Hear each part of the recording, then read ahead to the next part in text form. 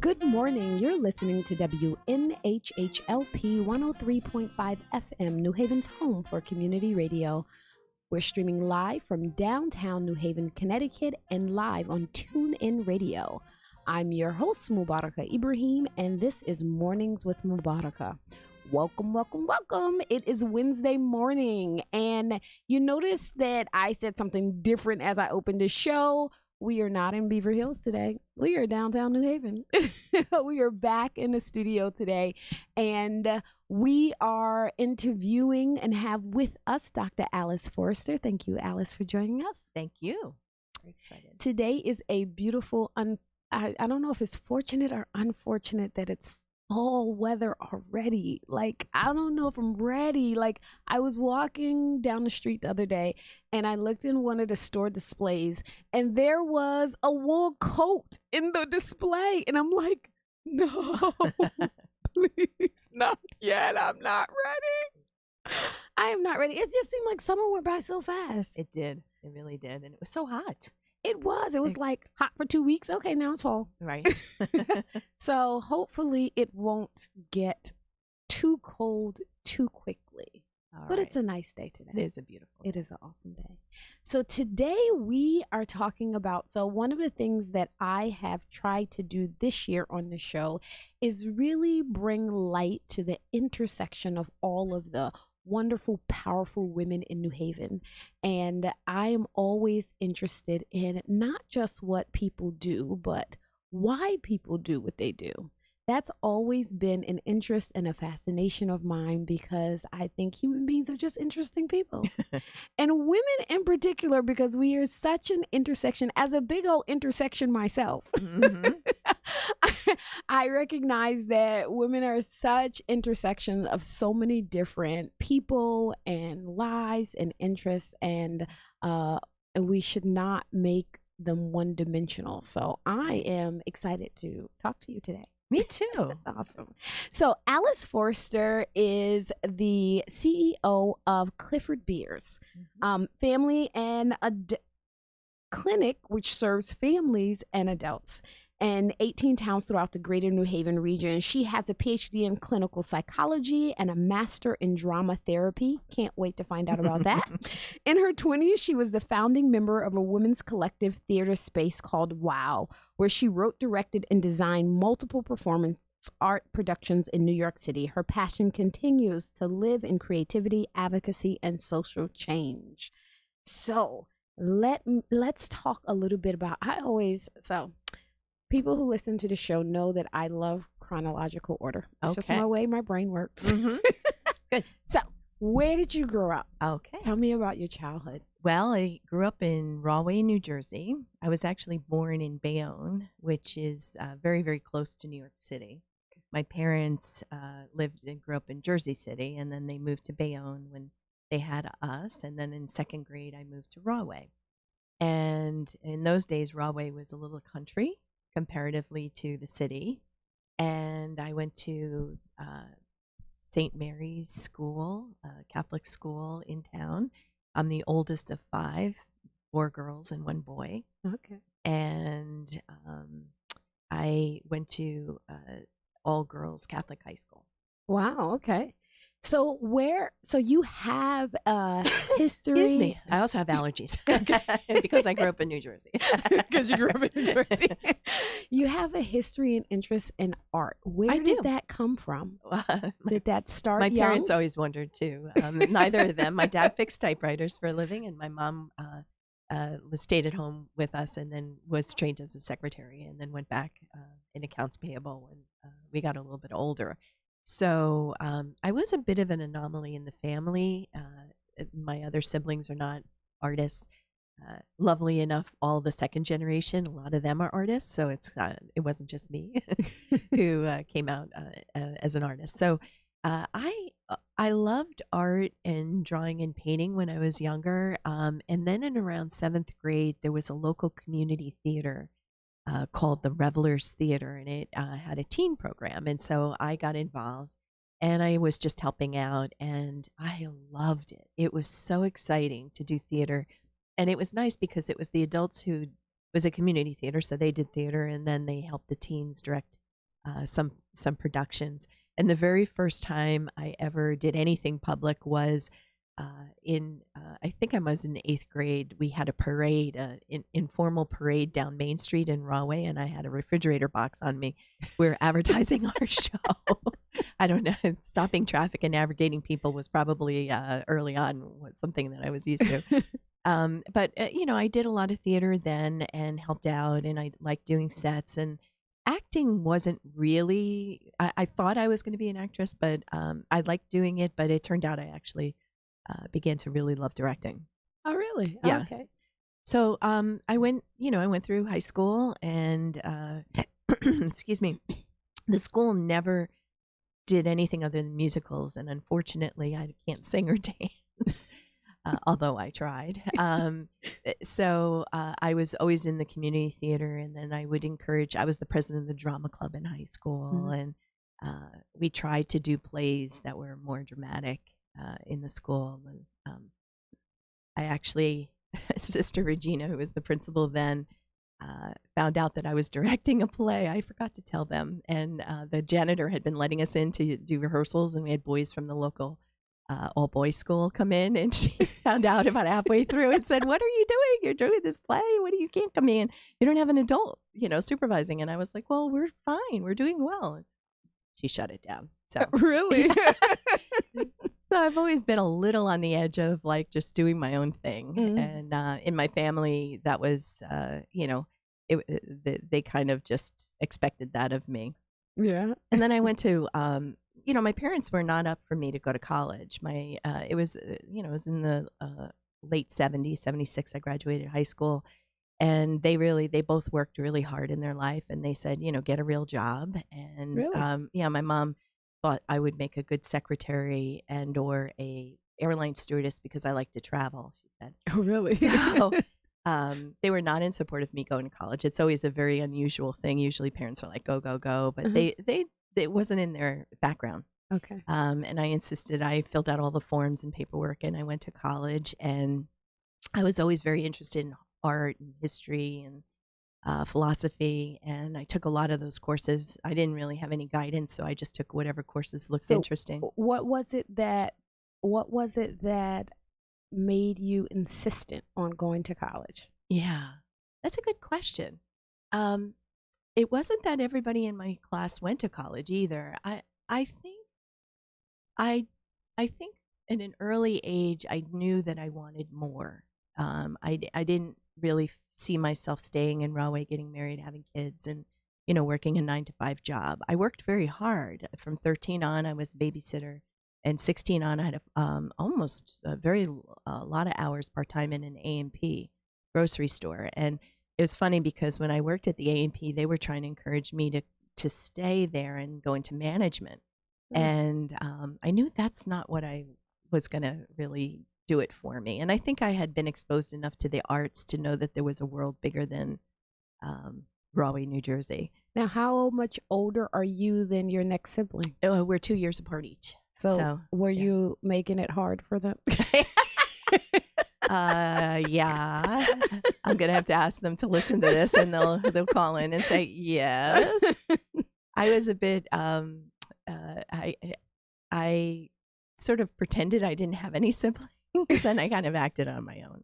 That's what they would say. Although we're very close now. I have 3 great sisters, and they accepted me for who I was. Because you can make it can go one way or another. Right. You can be the rebel child that's older, and every younger child learns from you, and so they're like really, really good. Or you could be the rebel child, and each other sibling is like, "Well, I'm not doing as bad as she is." So I think it was sort of in between. Yeah, right. You could be the excuse, or you could be the caution. So, well, it's interesting because all of the others went to college, so I think that modeling was helpful. My youngest sister, actually, we always say my mom caught her. She went into business. She was in business in high school. In those days, you could, sort of study being a secretary, or, and so she went in, didn't go to college, and went into work right away. And she met her husband he was the manager, and they got married. She got married very early and had 3 children. But she swore that she was going to graduate college before her son. And so the week before college, he graduated. She Really? graduated. Yeah. Wow. So I'm so proud of her. Awesome. But yeah, so they went to college, and that was, it sort of became everybody in the family, followed in those footsteps.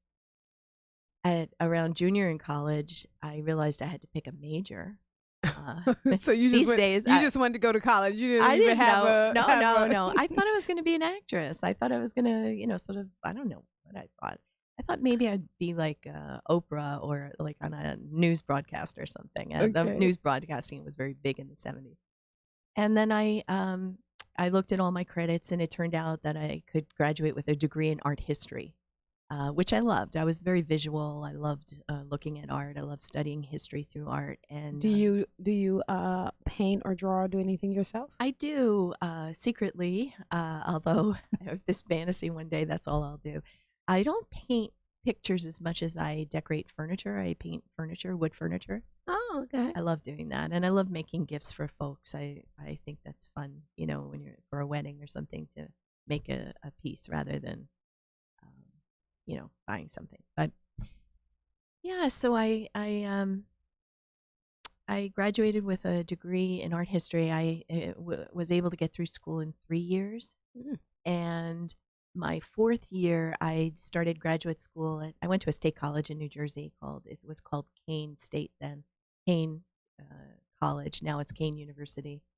It was in Newark, New Jersey, and I lived at home through college, and I started a counseling program, an educational counseling, and I didn't really like it. And This was your junior year in college. no, well, it was supposed to be my senior year, but I had graduated in college in 3 years. I took a lot of Okay. credits over the years. I was a very enthusiastic student. And I had this I worked in the school. They had a big theater, and they had a lot of money. They spent a lot of money on producing theater. We were only 20 minutes outside of New York City, so they would bring a lot of bands in, and there were always a lot of I was able to bring in plays like Mum and Chance, which you're too young to remember. I was on Broadway, but it was a very exciting time. I was the house manager of the theater as a job, and I had brought this guy in who was a classical Greek professor in theater who translated Greek plays into marionette shows. Wow. And he came and he did his shows, and I was talking to him, and I was like, I don't really like what I'm doing. I don't know what to do. And he said, well, I work at a university. You should come and run the theater, and I'll get you into the program. And I was like, oh, okay. And it was at Tufts University in Boston. And that was the very first time. So I packed up my Corvair, which is a tiny little car that was against the law because it used to catch on fire all the time. But I packed up my Corvair, and I moved to Boston and out of my family's home. I had never been to a university like Tufts or anything like that. Now so you left your junior year? I graduated college in junior year. My senior year, Okay. I was doing a master's. I quit that program, and then Okay. I started to do this theater history program in Boston at Tufts. And I was really out of my league. I had, gone to a state college, and Tufts is a, pretty highly esteemed college. But I worked in the theater. I was the stage manager for a job, and I got a free tuition. I made it through a semester and a half there. I was Really? very sad and depressed. It was hard to live away from home, my first experience. And I just didn't know what I was going to do with my life. I loved working in the theater. I loved producing theater. I liked managing that, but I just didn't know. Okay. So I was at a sort of a turning point, and I had a friend. I lived with this woman who was part of a women's theater festival in Boston. It was the second annual festival, and she asked me if I would stage manage the festival, and I didn't have anything else to do, so I said sure. What was it that made you decide, okay, Tufts is not for me? Academically, it was tough. It was Okay. tough for me. Tufts was tough. I was, I was really broke. I didn't have any money. I was working for everything I had. And, the school was a lot of kids with a lot of affluence. Mm, And, I was resentful, that they could just go into the cafeteria and get food. And, that was not something I could easily do. mm, Um, and I was moving around a lot. I didn't really have a steady place to live. I couldn't afford to live in the dorms. mm. So they paid my tuition, but that was it. So the working was tough. I had a couple jobs. Okay. Um, and I just, I think got more and more depressed. Okay. And so when she asked me if I would do the stage managing of the women's theater, it was sort of like, okay, I'll do that. And I went in. It was in the spring of my first year, and I guess might have been my first year in Boston. And all these women came in from all over the world to do this Mm. performance art, and it was this tiny little studio, and I was running the lights and the sound. And all the light cans were like coffee cans with light bulbs in them. It was like really ad Really? hoc theater. And I saw some of the most amazing theater. I had never seen anything like it, where people were telling their life stories, Mhm.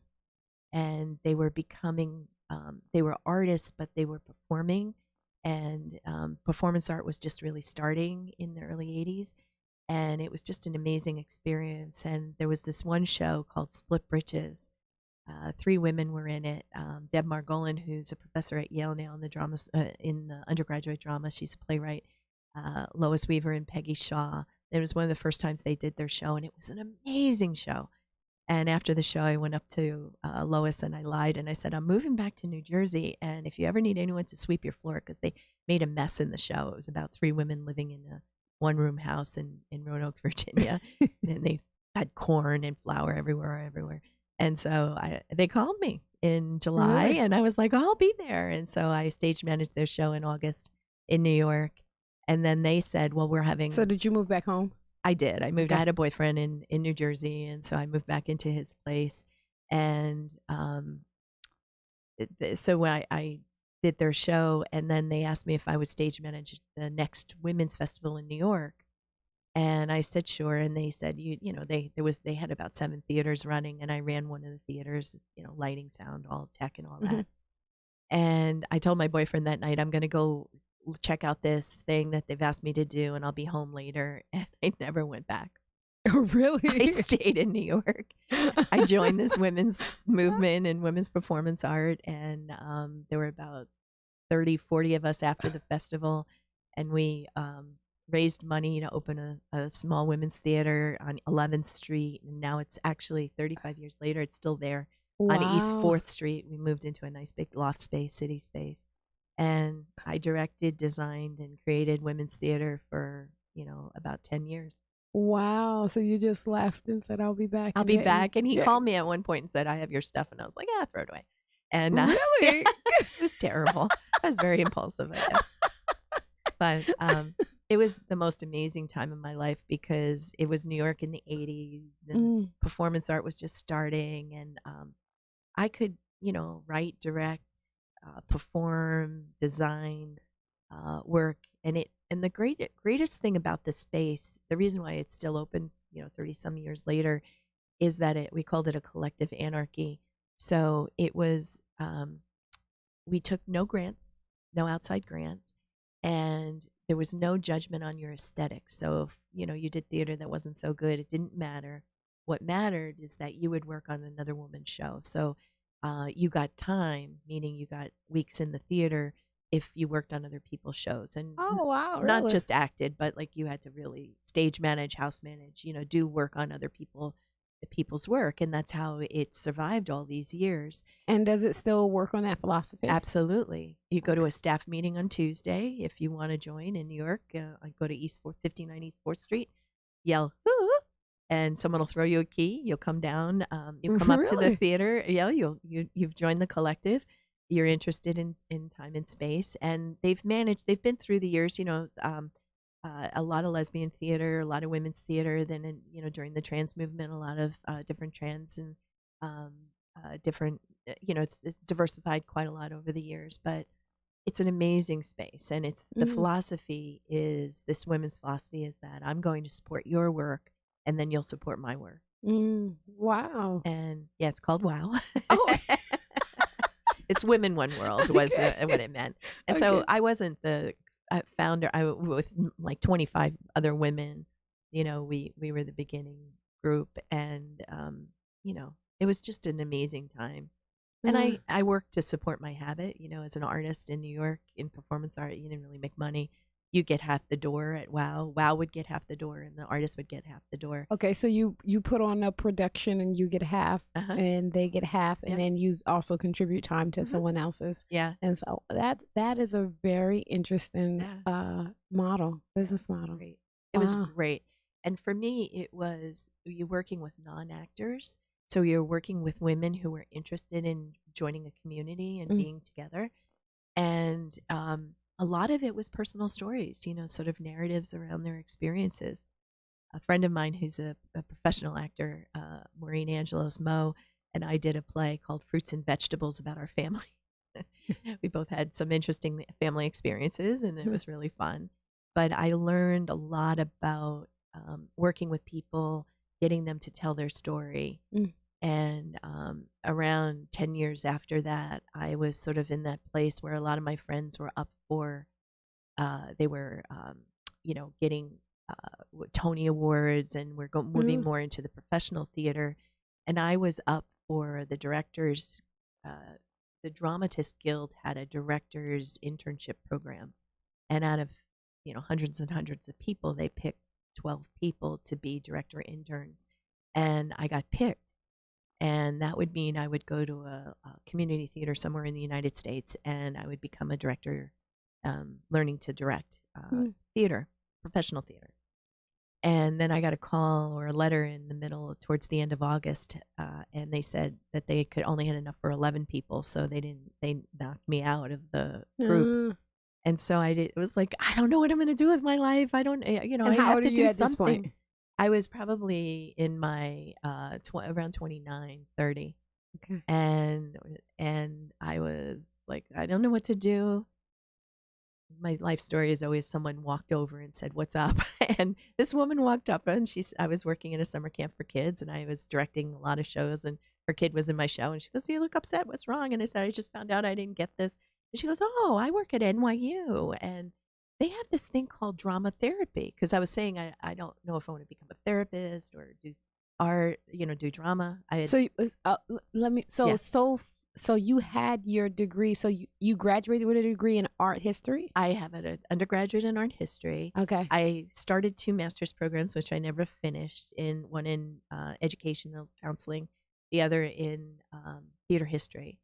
And then she walked up and said, they have a master's program at NYU. I'll give you a job. She got me a job there, and that gave me free tuition. Oh, wow. And I've been very, very blessed by the spirits above. And the guy who was running the drama therapy program happened to be out of town. And so they just signed me in. You had to audition to get into this program, all that. When he came back, he was like, "Who are you? And how did you get into the program?" And I told him, and already I was very involved. And I studied drama therapy. I got my master's in drama therapy from NYU. Wow. If you are just tuning in, you're listening to WNHHLP 103.5 FM, New Haven's home for community radio, streaming live on TuneIn Radio and newhavenindependent.org. And we're talking to Alice Forrester about how what's up can change your life. That's true, right? The magic words. So when somebody says, "What magic words are you waiting to hear?" What's up? That's right. There you go. And tell them. And you never know. They have something to offer. So what is drama therapy? Oh, that's a great question.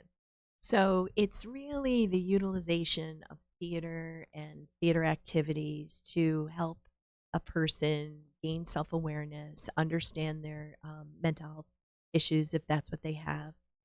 It's used broadly, so it could be used with elders.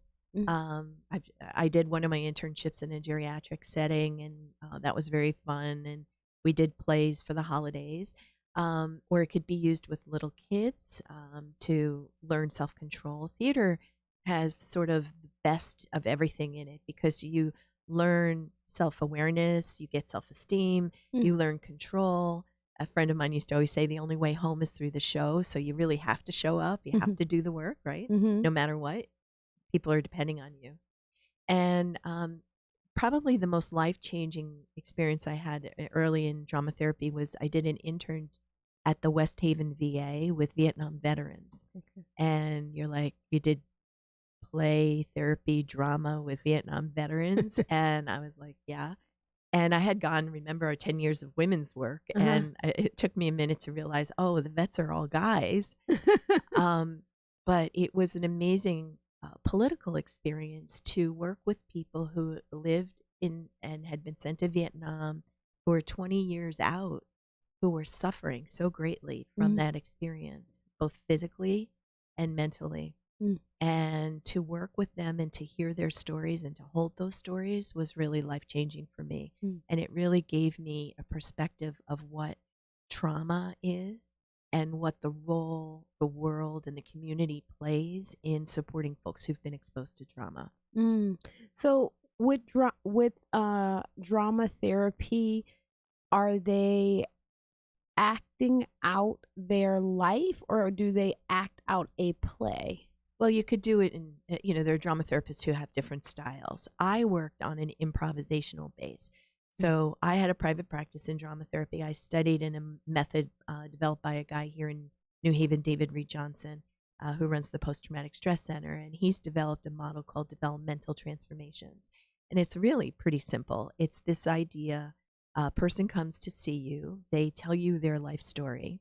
And then my therapy room, was just an empty room with some pillows in the corner and a witnessing circle, we call it, a piece of carpet in the end. And we would just really play. I would say, you start a scene, pick a character, give it to me, and I'll give you one. And we just improv a scene. And then at any point during the work, you want to change the scene and make it a different one. And that's how I worked with folks as a drama therapist. And it was very, very powerful because in reality, um, we don't want to be seen Mm, that intimately. Meaning, in a play situation, play is very hard for adults. Kids do it well, but it's harder for kids. I mean, harder for adults. And so, it was a way for people to feel free and to feel present with another person, mm, and the other person to be a witness to their story and to be engaged in it. And so there is some psychodrama, where you'd maybe act out some people's life story, some issues related to that. But the more important experience is tracking people's energy, being with them in the flow, and helping them attach and connect to their own creative flow. okay. How would a person know that drama therapy might work for them? Well, I think, I saw a lot of folks who had done a lot of verbal therapy. And, you can get so far in verbal therapy. And it also works for people who love being more in their body than just sitting and talking. Okay. And, we have a lot of drama therapy in New Haven Public Schools. David has a program called Alive, and they do a lot of work with kids to just have some free play and then, send them back into the classroom. Uh, so I think, drama therapy works really, really well for multiple populations because it's creative, it's engaging, it doesn't feel like therapy. A lot of kids don't want to be in therapy; they want to, feel playful. Mm. And so I did that for a long time, and then I decided I worked on inpatient units as a drama therapist. I worked on St. Raphael's, was my very first official job. So Uh, at when did you come to New Haven? I came 23 years ago. No, gosh, no. I came many, many years before that, probably um, 30 years ago. Okay. And my first job was at St. Raphael's on Salentano 1. It was their inpatient unit. And that was an interesting experience because those days, the length of stay was almost 3 years in the hospital. And Wow. while I was there, it was going to 3 months, 3 weeks, 3 days. And so I was around the 3 day period. And so, what do you do with folks coming into inpatient psychiatric services in 3 days using creative arts therapies? And it was a great experience. I ran about 18 hours of groups a week there, and I learned a ton. Then I went up to Danbury Hospital to work on an adolescent unit, and that unit closed after about a year and a half. And I was like, I really liked working in theater. I mean, in hospital settings, but I always felt like I could do better in terms of the way things were managed. The audacity of hope, right? And so I decided to go back and get my PhD. Okay. And I was in my 40s at that point, and around, I think, about 41. And I did a clinical psychology program in Santa Barbara, California. It was a distant learning program. Okay. So I would go back and forth. And that's where I really, really became, sort of a deeper thinking therapist. And the PhD was extraordinary. It was a great experience. So. Okay. Okay. And so you came to New Haven for the job? I came to New Haven for my internship in West Haven, right? Okay. I was living in New York City. And then when I was married at that point, and my husband wanted to get out of the city, and he bought a house in Sherman, Connecticut, which is very far. It's kind of near New Milford. It's above New Milford, Connecticut. I've literally never heard of Sherman, Connecticut. Yeah, Okay. it's like right on the New York border. Okay. Okay. An hour and a half one way. Wow. And he was retired, and I was just starting my career. And so I'm like driving down to New Haven every day, an hour and a half down to work at St. Raphael's. And I had to work on Saturdays. I was like the low person on the totem pole. Wow. He was really irritated. He was like, I'm retired. I want to travel. And you're like working all these hours. But it was very important to me, and I loved the work. And when my husband and I split, I was right in my internship in New Haven. I actually was doing a pre-internship at Clifford Beers. Oh, okay. And when I first walked into Clifford Beers, I was like, I've been working a lot, right? I was old, and I was probably close to 46 or so, and I was not finished my doctorate, but I said, this seems like a very special place. Mm. And I was very lucky. They started a formal internship program for psychology for me and another guy. And then I did an internship, an externship, and then I got hired. So Okay, so you started at Clifford Beers as an intern. I did. I'll talk about moving up the ladder. 23 years, yeah. Awesome. And I became the associate director about maybe 10 or 11 years in. And then they did a national search for the executive director CEO position, and they chose me. I've been doing that for 12 years. So what is it that brought you to therapy from art? Well, personally, living in New York, if you're not in therapy, you're not cool, right? No. So it was sort of like you went to a hairdresser and you went to therapy. That was just part of life. But I started therapy. I did a lot of core energetic, bioenergetic body work when I was in theater. And I learned a lot about myself and, sort of the edges of my depression, which I've lived with. And, it was very interesting to me. I thought that it helped me a lot, and I felt very attracted to the idea of being a therapist. And I could see, having done the work in the theater in New York with the women, that the theater really changed people's lives. And so drama therapy really made a lot of sense for me. And when I went and got my doctorate, I had gotten very interested in trauma and society's reaction to it, and the role people played in perpetuating the symptoms of trauma, and that we needed to really change our view of it. And so I think I was able to kind of blend my creative thinking with political thinking and become almost an activist around trauma. Okay. Is there any particular type of change that you sought out to make? Yeah.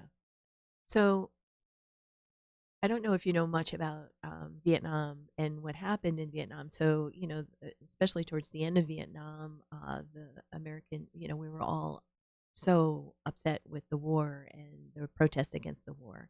And I remember watching the numbers, the lottery numbers. I had a lot of cousins who were sent over or were waiting to be the draft numbers were called. It was sort of like a ritual every week whose number is called. Mm. And when I worked at the VA, listening to the veterans and their experiences of being sent over 18, 19 years old to Vietnam, they were sent over on a commercial airliner. They were trained here in the States, but they were sent over individually into Vietnam. It was an experiment. They didn't usually in World War II. You went with your I don't know, put the right Platoon. platoon, Yeah. your cohort. You know, Right. you knew the people. In Vietnam, you were sent over individually. Mm. And the guys told me stories that, you know, if a newbie came into the jungle, no one would talk or interact with him for a long time because he was a potential threat of death, right? Because they didn't know how to act and be quiet in the jungle or how to handle themselves. And so if they survived, then they became close. Mm. And they became very, very close. And after, you know, a lot of the work with the vets was they're mourning their dead buddies, you know, because there were so many lives lost. Mm. And so I think that the experience of knowing, and then they told the story that when they came back from Vietnam, they would have to actually go into the bathroom and change out of their uniform because everybody was so anti-war, and they would go into you know, the vets bar or whatever, you know, and go have a beer, and the world Korean vets and the World War II vets would call them baby killers, you know, because they Mm. did do horrific things occurred. And so their experience of homecoming was so awful. And our societal response was so awful. I think we've learned a lot since then around homecoming and the importance of, you know, welcoming vets back into the community and understanding post traumatic stress disorder. Mm. But we didn't know that for these guys from Vietnam, and their suffering was so great. Mm. And I felt politically that we needed to, and when I started at Clifford Beers working with kids who lived through domestic violence and sexual abuse, I found the same issues where people didn't really want to talk about it. I was told, don't talk about it because it'll make them upset. And I thought that that was the wrong message. I felt like if we didn't talk about it, the kids got the message that it was not okay to talk about.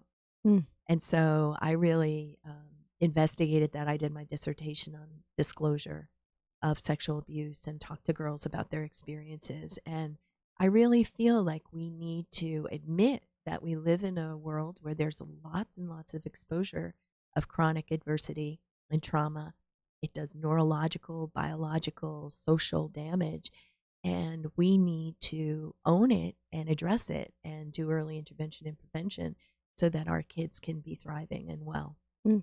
Do you primarily focus on children now?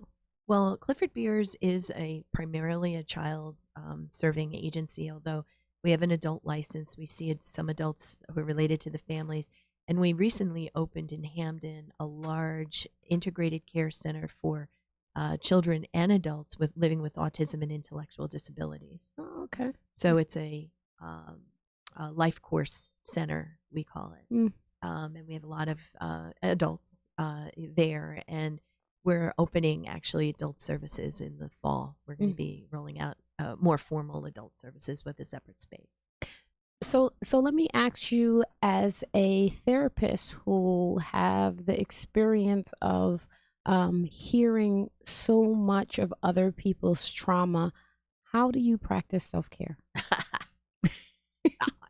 Of How do course, you not- you would ask that question. How do you not observe? So I'll be honest with you. Like when I was in school, my professor, he was really trying to convince me to continue and become a psychologist. And I'm like, no, I don't know if I can handle like hearing so much trauma on a Right. daily basis. And I just, in my mind, I just Right. really, I honor and respect therapists so much. So Well, that's great. how do you do that? I actually haven't done therapy in quite a few years now because I'm an administrator, right? And which is even more stressful in my mind. It's like crazy. I wish I could go back to clinical work sometimes.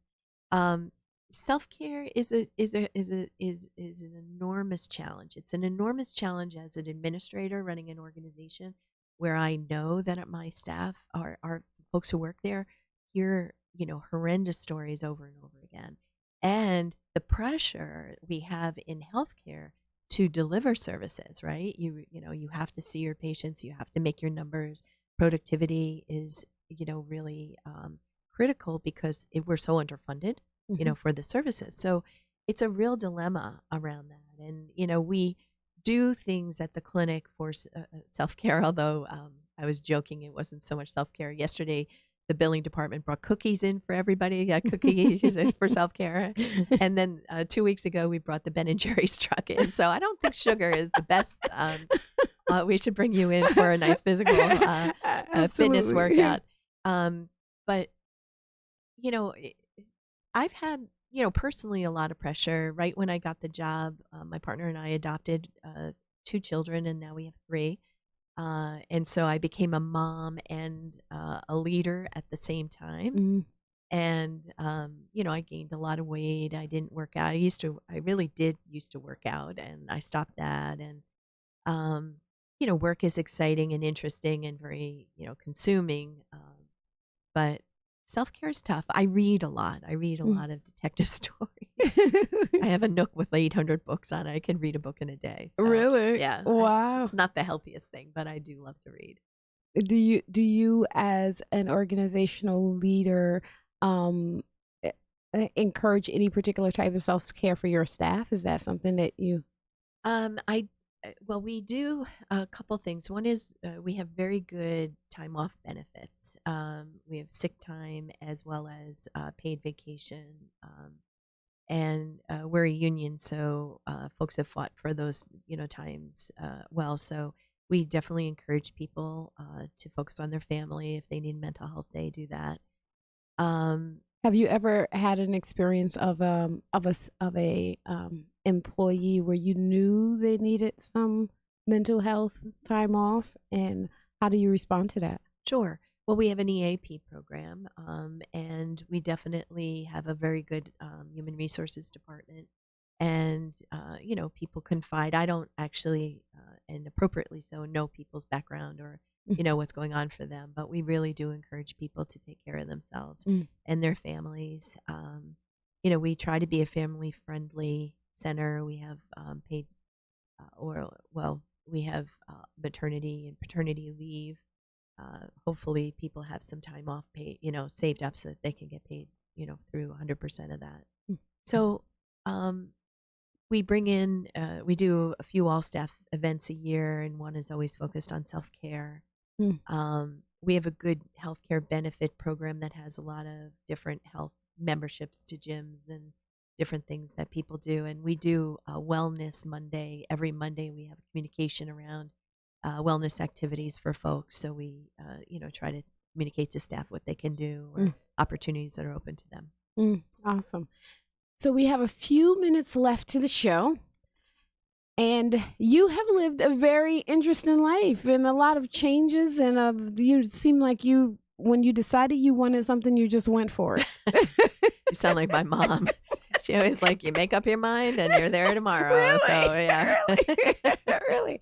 What would be the advice you would give to women who are looking to live their life with passion and purpose? Ah, well, I think the most important information is I heard something on a podcast today is really right on is that as when we're young, you think you have to have all your ducks in the row before you can do something. You have Mm. to have it right. And when you get older, you realize just do it, Mm. and wow, we would say, what's the date of your show? And you book a date and the show was there, it had to happen. And so you just did it. And so don't worry about it being perfect or ready, but rather really engage and do what you can, and follow your dreams and do what you think you're passionate about. Passionate work makes things so much better. Mm. Thank you. You're Well, this was a welcome. lovely conversation. Oh, thank It was you. really great getting to know you a little bit better on all the ways in which you meandered through your life to get to where you are today, and we are blessed to have you here in New Haven. Oh, thank you. Awesome. It's a great question, and I'm really thankful to have the opportunity to share. Thank you. If you have been tuning in, then you've been listening to Mornings with Mubarakah on 103.5 FM, New Haven's home for community radio. If you missed the show, you can always go find it podcasted on iTunes, SoundCloud. We're on TuneIn Radio and the video on the New Haven Independent Facebook page. So you can see all of the past shows. Just look for WNHH 103.5 and then scroll down to Mornings with Mubarakah. Until next week, I remind you, go about your week and be a voice and not an echo.